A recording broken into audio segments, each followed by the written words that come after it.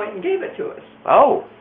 It's 6.5 lots. The portion that the church itself is on, that it extends up to the street north of it.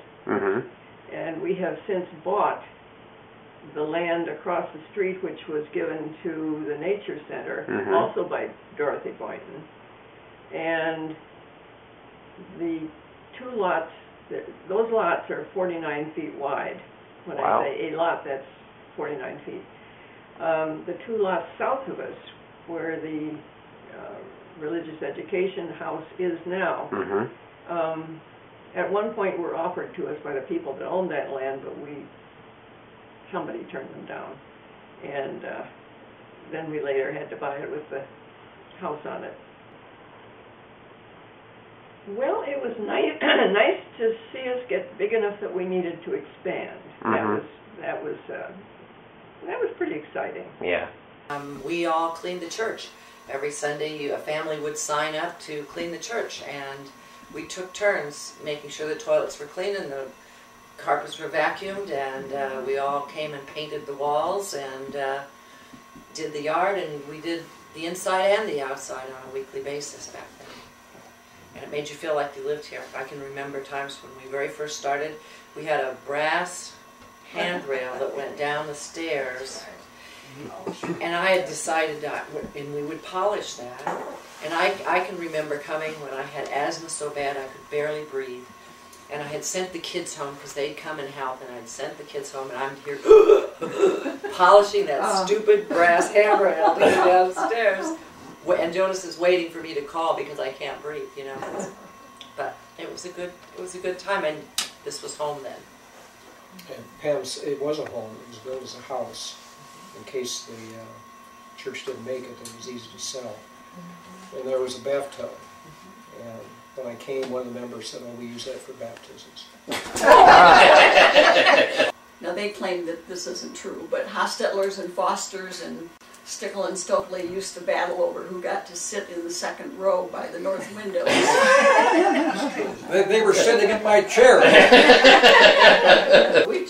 I think of how we changed. My memory of the old building is you in the kitchen, that tiny little kitchen.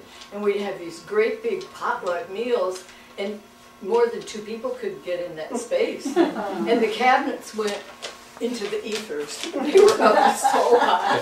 That was such a struggle. Yeah, they're the cabinets. That's it. Are they? Really? Yeah. Those are it. Wow. We don't throw anything away. But we had those. Well, adding on to this thing in 1988, which was the hottest summer of the century, was 105 the day that Dale Kern and I took a truckload of stuff up to Arbogast and put it in their barn. But we had, there must have been more than half of the church members had their fingerprints in various places in this section, because we did an awful lot of the volunteer work, and it was a really good experience to work together. And the mistake I made was to volunteer to work on the roof. And Jack Ivy fired me because my tiles were crooked. But I thought if I was up there, no guy could tell me they couldn't do it. And we ended up with so many people on the roof that the aggregate was coming off the tiles, and they fired half of it. The other thing is that I decided at one point that I wanted to find out whether I could get anything to grow under the big oak tree out north of the church. And I started calling it a memorial garden. Marge Hirschberger's told me it wasn't a memorial garden because the board hadn't voted on it, so we called it a meditation garden. And lo and behold, I actually got some wildflowers to grow there. And it is now a memorial garden.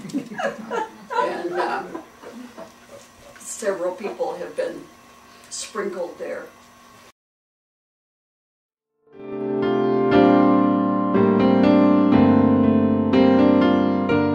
Many of the people in the church are involved with all kinds of social action organizations, and we've sort of left it more to the individual to do that. I wanted to mention that when Helen Dick was here, she took along with Mary Adams. We got on the South Shore train and went into Chicago just before Illinois voted for ERA amendment. Oh. The last time it got voted down. TJ went with her daughter. Mary Adams took her daughter. But it was a wonderful experience being in Chicago with, I don't know how many thousand women marching for ERA. We have some neat pictures with Helen, Dick, and all of us with our signs to pass ERA.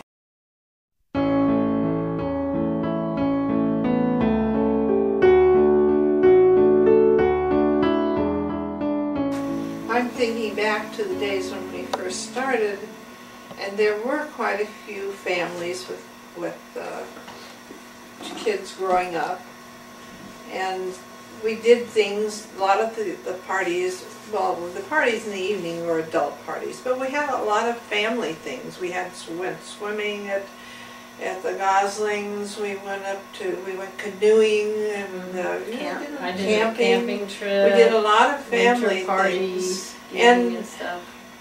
But I'm thinking that it wasn't just the families that went on these things. There were some older people, you know, Or like Bill and I didn't have kids. and we you, did yeah, that. young people that also went. And so we did a lot of these things all together. Well, I remember meeting TJ when we had our first ever effort to make money.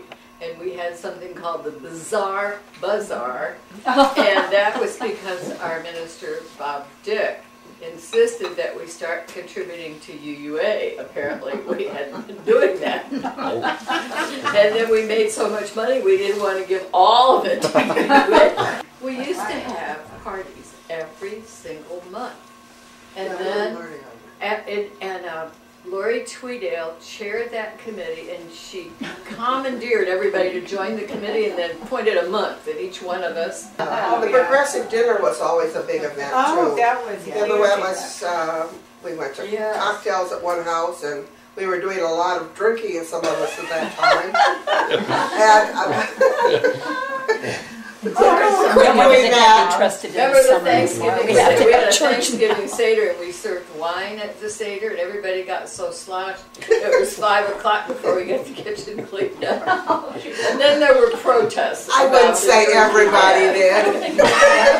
Just some of us. They really were. Helen played for us a lot back when we had the organ from hell. It was an organ. It had test tubes like old radios. Oh. And every once in a while it would go beep, you know, in the middle of playing, and the thing would go off. And one Sunday I'm playing a hymn, and every stop and every note on it sounded, and that was its last day. And now we have added a couple things like the new addition, and we've added a second service, and hopefully both of those will attract new members. I wanted to mention when I first started coming and had my children, that when I come in the door, there were grandparents for my children. Paige and Adelaide, especially Paige. Paige was always glad to take a child from you and help you with your code and made a lot of people feel welcome, I think, in this church. And I brag a little about my your booth, yeah, your booth. The chocolate mousse. Well, let me tell you how it started, though, because when I first wanted us to have an auction, again, it was Bob Dick, are we going to pay the money to UUA this year? I thought that we should auction off nutritious meals. If everybody made man, not one of them showed up. Now tell about yours. Well, my first attempt at this, and it's a meringue crust with chocolate mousse that has some orange flavor inside. It really is delicious. A good housekeeping and the recipe. base is solid chocolate. Yeah, no, the base is really meringue. Right. Right, and then there are 3 layers of chocolate and whipped cream and little whipped cream on top. It's about Well, that the big. first one sold for about $35, and I thought, oh dear, it isn't worth that. But it sold, and then so I was encouraged to make another one. In about 3 years, we had young men bidding against each other. It was Linda's husband, Bruce, and Dick Dick Boynton. Boynton. And it got up to $100. Oh, it was more than And that. no, it was 100. And I thought I it said, was- I'll make one for each of you. Oh. That's what. So each of them gave 100. And then I quit while I was at it. They didn't get another That one. would be scary.